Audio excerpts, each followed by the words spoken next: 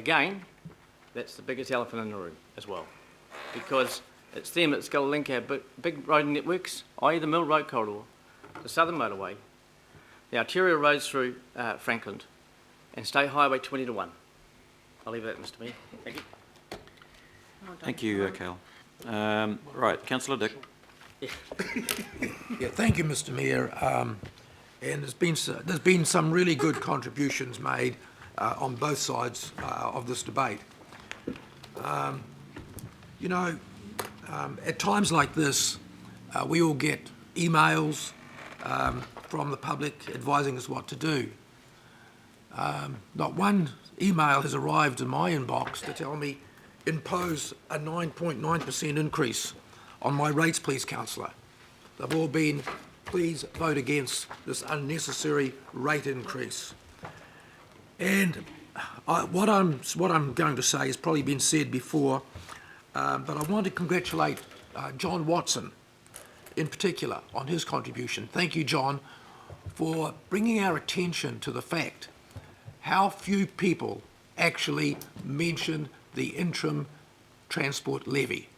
Well, could you just please just tell me again for my information? According to the council docket, 39 people in one ratepayers association. Right, thank you, John. And then I heard Councillor Cooper say that we were all involved in the consultation document. Yep. I don't believe that I was ever involved in a consultation document which went out and said $114 rate increase, transport targeted rate increase. I wasn't involved in that. I may have missed that. That may have been one of the. That may have been something I missed. I didn't say but that. If we weren't to know about it, how is the public to know about that? A lot has been made of the Colmar-Brunton survey.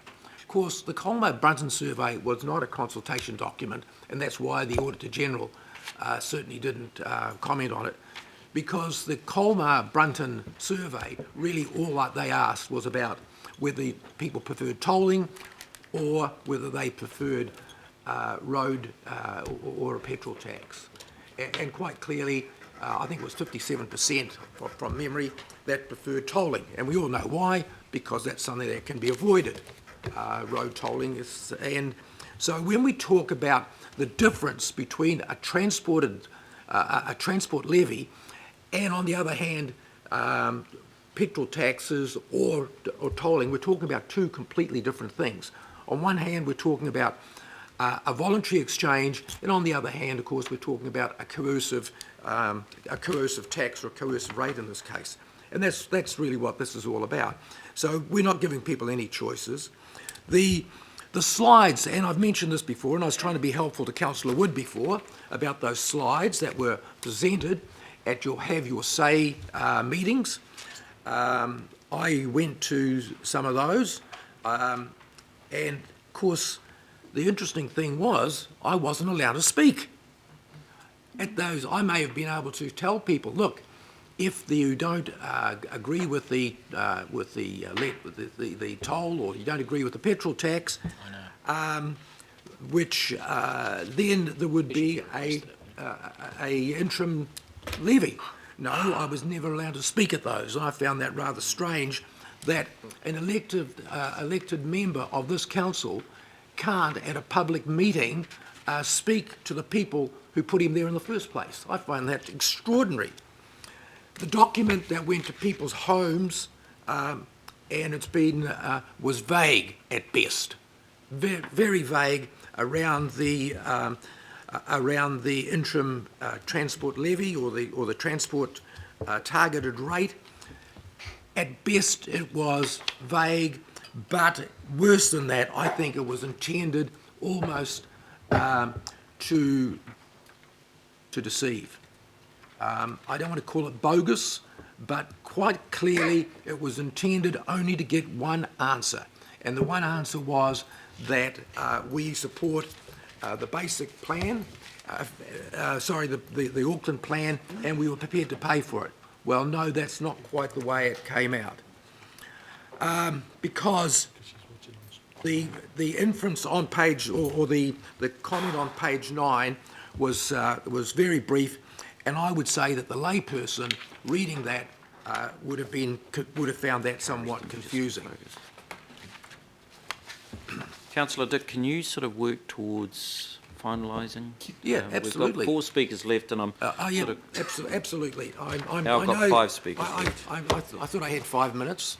Yeah. And I'm sure I haven't taken that up yet. I'm not wanting to shush along, councillor, but a lot of what has been said has been repeated. Yep, I know And that. I'm within my rights to actually keep you focused on something new. Right. So, please. Okay.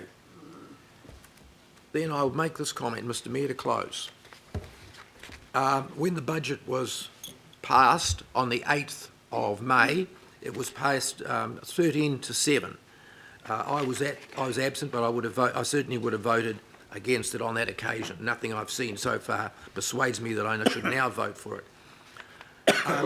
But it became very clear within a very few days that the majority of councillors were unhappy with that budget, and yet nowhere was anything done until the very last minute to try and not work our way through it, but to coerce us into voting for the budget with the threat of dire consequences, including the fact that commissioners could be called in. That's right. Well, if I lose my job because the government said in commissioners, I will go with a clear conscience, because I cannot support a 9.9% rate increase imposed on the people of this city when we went out on a promise that you made, Mr Mayor, which I was happy to support because of growth, that the rate increase would be 2.5%.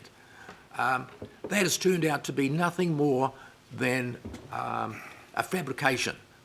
And I'm sorry, but I will not be voting for this budget, whatever the consequences to me personally might be, or whatever the consequences to this organisation might be, but I cannot support this in the way it's gone out and the bogus way that we have engaged with the people, or disengaged with the people of Auckland. Because to me, it's all about trust, and we have lost that trust. Okay, Councillor Wayne.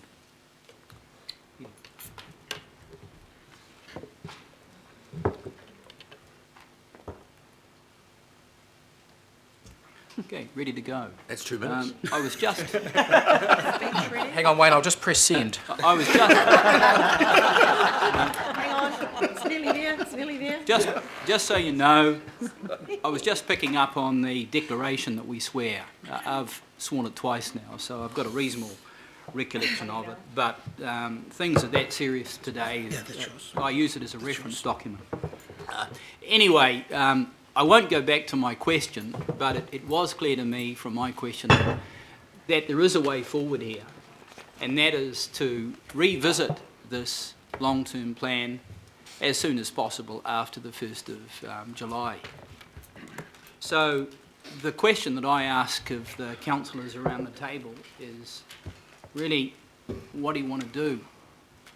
It strikes me that if we vote this down, all that happens is, first of all, there's a whole string of things that really nobody's challenged the Chief Financial Officer or the Auditor General or the Chief Executive around that get triggered.